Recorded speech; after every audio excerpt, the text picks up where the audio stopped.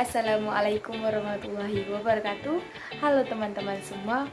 Perkenalkan, nama saya Febianti. Saya dari Fakultas Keguruan dan Ilmu Pendidikan, jurusan Biologi, Universitas Maritim Raja Ali Haji. Baik, di video kali ini saya akan memberikan penjelasan kepada teman-teman tentang materi sintesis protein. Teman-teman tahu bahwa sintesis protein itu baik, kita lanjuti ke video berikutnya. Apa itu sintesis protein?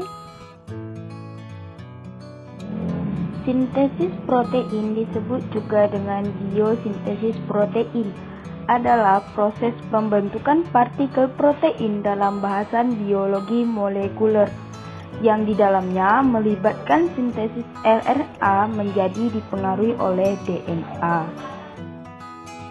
Oke teman-teman, di sini saya akan menjelaskan translasi.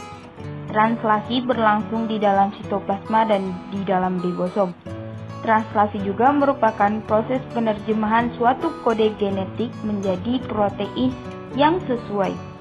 Kode genetik tersebut berupa kodon di sepanjang molekul RNAT sebagai penerjemahan RNAT. RNAT membawa asam amino dari sitoplasma ke ribosom. Molekul RNAT membawa asam amino spesifik pada salah satu ujungnya yang sesuai dengan triplet nukleotida pada ujung RNAT lain yang disebut dengan antikodon.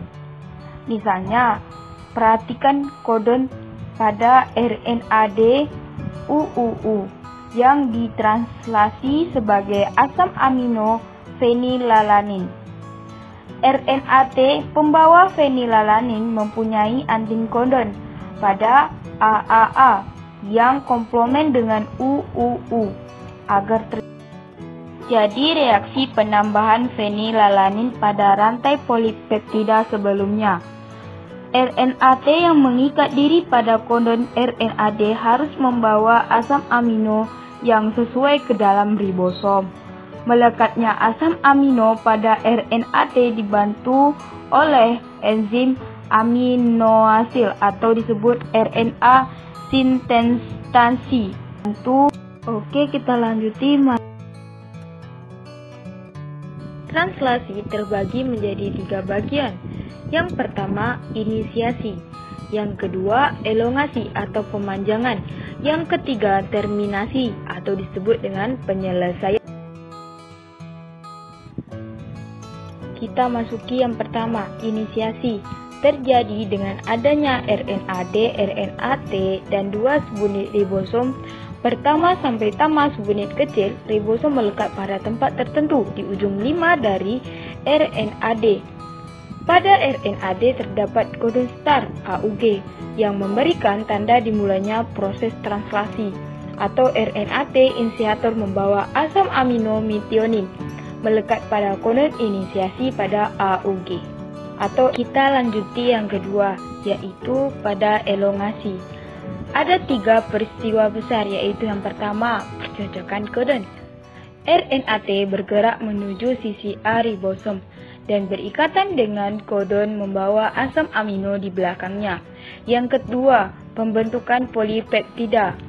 Peptida yang terdapat pada sisi P akan berpindah ke sisi A yang dikatalis oleh rRNA yang berpeptida ini akan berikatan dengan asam amino RNAT yang berada di sisi A. Yang ketiga, translokasi. mRNA kemudian bergeser ke depan satu satuan sehingga mRNA yang berada di sisi A bergeser ke sisi P membawa polipeptida di belakangnya.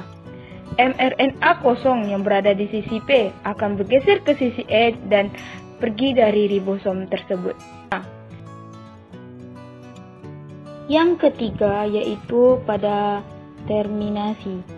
Tahapan akhir translasi dalam sintesis protein disebut dengan terminasi dan tergantung pada faktor kimia khusus mengenali salah satu dari 3 pesan berhenti mungkin dalam RNA dan merespon sesuai dengan melepaskan protein dari ribosom. Setelah itu, protein baru dirakit, disebut dengan polipeptida, dapat dikenakan modifikasi pasca sampai translasi yang meliputi perubahan tidak dikodekan oleh RNA. Selanjutnya, polipeptida harus dilipat menjadi bentuk tertentu konformasi yang menentukan struktur dan fungsi akhir dari protein. Selesai itu.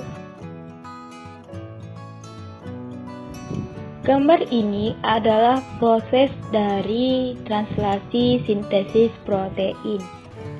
Baik, hanya segitu video yang dapat saya sampaikan kepada teman-teman, mudah-mudahan bisa bermanfaat. Dan mohon maaf kepada teman-teman apabila ada perkataan maupun ucapan yang jadi salah dalam penyampaian. Saya akhiri dengan wassalamualaikum warahmatullahi wabarakatuh.